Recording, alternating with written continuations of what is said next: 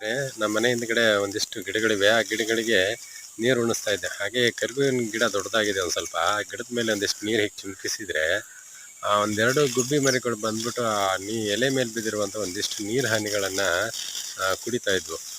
ಅವಾಗ ಅನ್ನಿಸ್ತು, ಬಿಸಿಲು ಬಂದಾಗ ಪಾಪ ನೀರು ಎಷ್ಟು ಮುಖ್ಯ ಅಲ್ವಾ ಇವಕ್ಕೆ ಅಂತೇಳಿ. ಮತ್ತೆ ನಾನು ಪದೇ ಪದೇ ಮತ್ತೆ ಆ ಗಿಡಗಳಿಗೆ ಒಂದಿಷ್ಟು ನೀರು ಚಿಮುಕಿಸ್ತಾ ಇದ್ದೆ. ಮತ್ತೆ ಹಾರಿ ಹೋಗ್ತಾ ಇದ್ವು.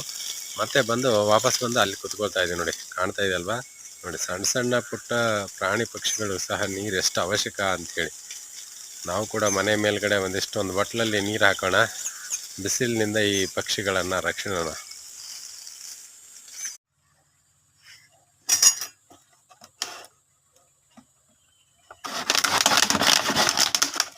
ಅಲ್ಲೇ ಒಂದು ವೇಸ್ಟ್ ಬಾಟಲ್ ಇತ್ತು. ಆ ವೇಸ್ಟ್ ಬಾಟಲ್ ತಗೊಂಡು ಯಾಕೆ ಈ ಪಕ್ಷಿಗಳಿಗೆ ನೀರು ಕುಡಿಯೋದಕ್ಕೆ ವ್ಯವಸ್ಥೆ ಮಾಡಬಾರ್ದು ಅಂತೇಳಿ ಅದೇ ಒಂದು ಚಾಕು ತಗೊಂಡು ಆ ವೇಸ್ಟ್ ಬಾಟಲನ್ನು ಹೀಗೆ ಕಟ್ ಮಾಡ್ಕೊಂಡ್ಬಿಟ್ಟು ಅದಕ್ಕೊಂದು ಪೈಪ್ ಜೋಡಿಸಿ ಆಮೇಲೆ ಆ ಗಿಡಕ್ಕೆ ಕಟ್ಬಿಟ್ರೆ ಆ ಗಿಡದಲ್ಲಿ ಬಂದು ಹಾರಿಕೊಂಡು ಅಲ್ಲೇ ನೀರು ಕುಡಿತವಲ್ಲ ಅನ್ನೋ ಒಂದು ಯೋಚನೆ ಸಣ್ಣದಾಯಿತು.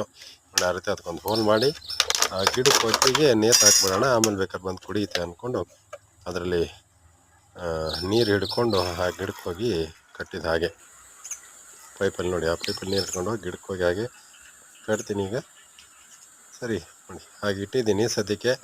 ಆಮೇಲೆ ಅದಕ್ಕೊಂದು ಪೈಪ್ ಜೋಡಿಸಿ ಕಟ್ಟೋಣ ಅಂತಿದೆ. ಪೈಪ್ ಜೋಡಿಸಿ ಕೂಡ ಕಟ್ಟಾಯಿತು. ಇವಾಗ ಆ ಪಕ್ಷಿಗಳು ಬಂದು ನೀರು ಕುಡ್ಕೊಂಡು ಖುಷಿಯಾಗಿರಲಿ ಅಲ್ವಾ?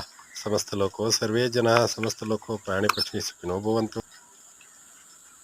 ನೋಡಿ, ಇವಾಗ